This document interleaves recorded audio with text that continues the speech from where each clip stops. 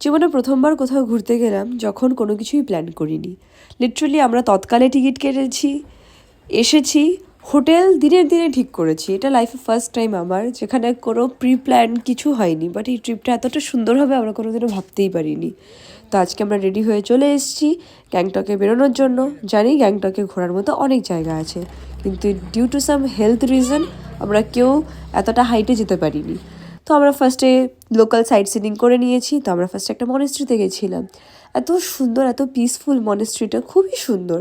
Monastery থেকে এসে আমরা রোপওয়েতে চড়েছি। আর রোপওয়ের কথা আর কি বলবো আলাদা করে, আমার মা, আমার বোনের শাশুড়ি কেউই সাহস পায়নি রোপওয়েতে চড়বে। তো আমি, আমার বোন আর গুড্ডি, এই ছোট বাচ্চাটা, ওর এত সাহস, আমরা তিনজনে মিলে রোপওয়েতে চড়েছি। আর ওই রোপওয়ের মধ্যেও আমার গুড্ডি ডান্স করছিল। ফাইনালি ওখান থেকে বেরিয়ে আমরা আর একটা সাইট সিনিংয়ের জায়গায় চলে এসেছি। এখানে মেইনলি কিছুই না, দূর থেকে নাকি কাঞ্চনজঙ্ঘা দেখা যায়, আমরা ক্লিয়ারলি দেখতে পেরেছি। আর এখানে দেখো, এর ডান্স কখনো থামবে না। থ্যাঙ্কস।